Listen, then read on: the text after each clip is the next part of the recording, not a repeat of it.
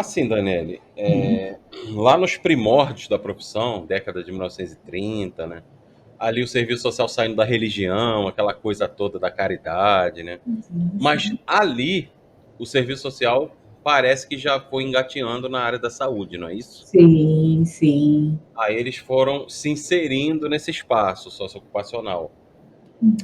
Ao longo do tempo, que diferença você nota daquela época, quando se estuda a história do César no Brasil, que foi evoluindo ali depois da década de 60, 70, 80, aí chega no que a gente é hoje, um serviço social reconceituado, com um olhar voltado, mais sensível para a questão social e suas múltiplas expressões, e como isso fez diferença na praxis profissional dentro do hospital em si.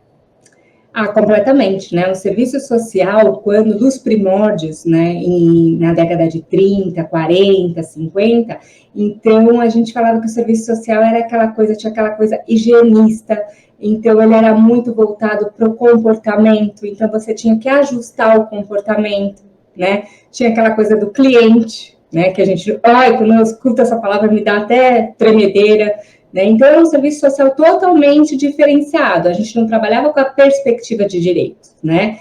Então, baseava-se somente em questões materiais, né? Então, assim, não é que nem hoje. Hoje a gente trabalha com a perspectiva de direito. Qual que é o primeiro preceito dos assistentes sociais que vão trabalhar nos hospitais ou na área da saúde? É defesa de direitos.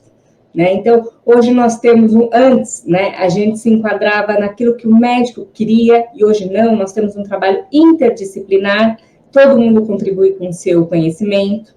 Então, mudou bastante. O serviço social não tem nada a ver mais com o que era antigamente. Né? Óbvio que não vou te dizer que a gente encontra ainda colegas que são, né, que vêm daquele, não daquele tempo de 40, 50, mas que têm esse viés conservador, né? Principalmente aquelas que se formaram antes do nosso código de ética, de 93, né? A gente tem um viés conservador. Mas hoje não. Hoje a gente tem que trabalhar sempre com a perspectiva de direitos, trabalhar com legislação, com o nosso código de ética, com os documentos oficiais e normas do Cefes, tá? Então, hoje tem que ser completamente diferente, e é completamente diferente. Sim. Mesmo aquelas que se formaram antes de 93, né, mas elas já pegaram o código de 85, né, que já era bem melhor que os anteriores. Sim, Não era sim, perfeito como o de hoje não é, mas sim, sim. já era bem melhor, né? Era melhor, mas ainda tem um ranço de conservadorismo, né? Tem É, aquele, embora seja bem melhor, eu acho que com a reforma sanitária a coisa melhorou bastante, né? Aí se pôde entender o que era o serviço social mais, né? Mas mesmo assim a gente percebe que tem uma coisinha comportamental, né?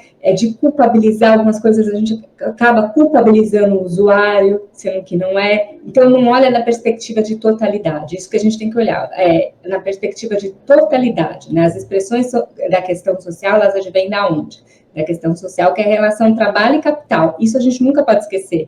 E acaba alguns colegas a gente pega, né? Não são muitas, a verdade é que não são muitas mais, que eu pego, graças a Deus, mas que pegam ainda com um ranço de conservadorismo. é.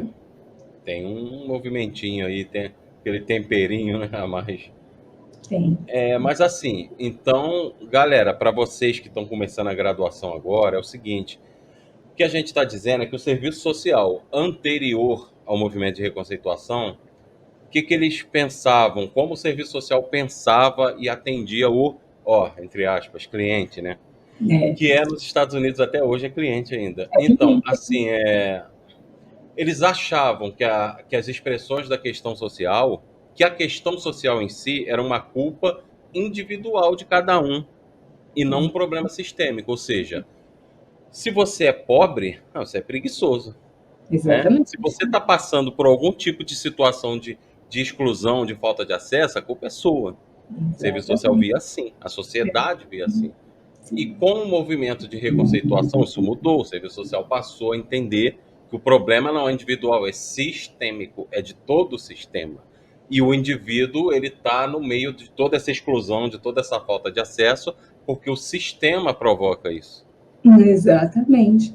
Né? E o próprio serviço social, como é que a gente estava falando, trabalhava com isso, com a questão que o problema era do indivíduo, né? Então, vamos mudar o comportamento do indivíduo para ele atender a perspectiva dos capitalistas, dos burgueses, né? Sim. Então, para ele entender que o problema é do sistema, que o problema é da contradição trabalho-capital, né? Então, tinha muito isso na atuação impregnado no serviço social, de antigamente. Não, e aí, né, Daniela, imagina a situação do, entre aspas, cliente. Antes do SUS, Sim. ser atendido numa perspectiva de que se ele está passando por várias situações, a culpa é dele. Sim. O próprio serviço social fazendo um atendimento com esse viés, imagina a situação do cliente. Sim, sim. Né?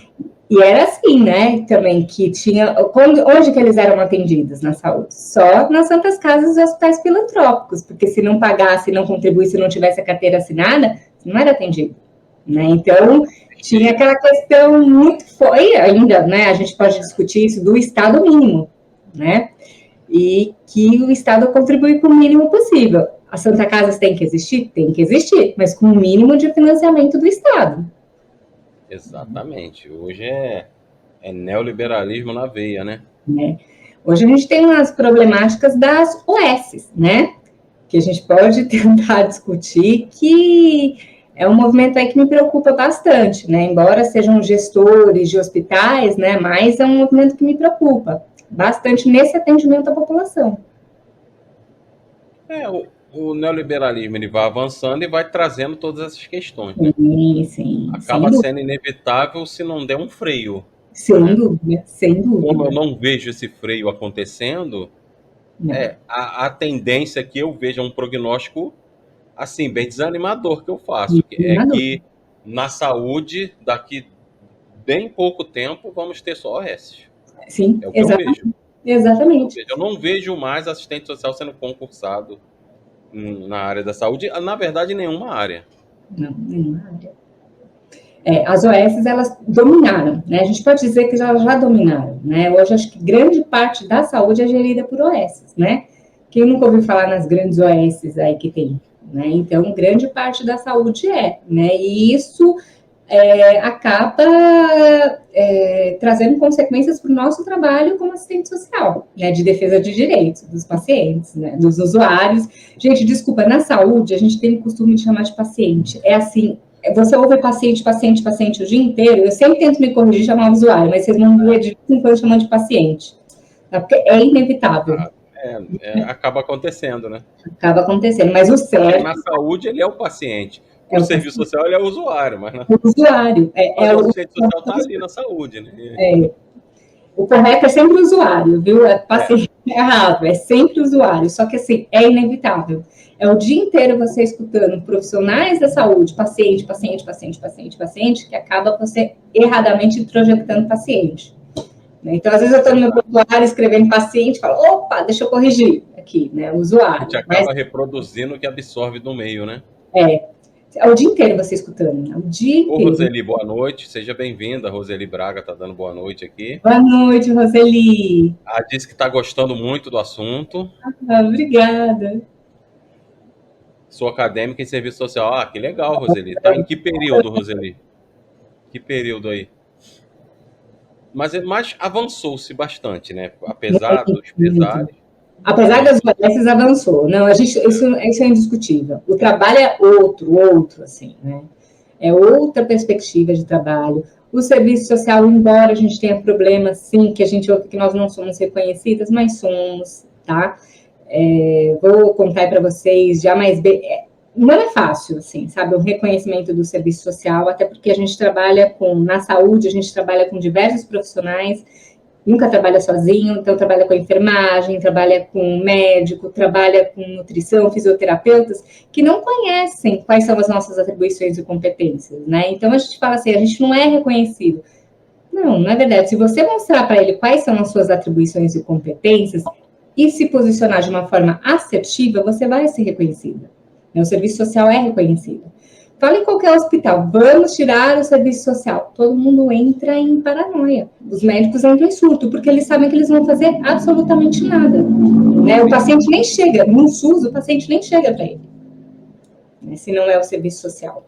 Então, existe um respeito dos outros profissionais pelo profissional assistente social, né? Existe. Ó, que quando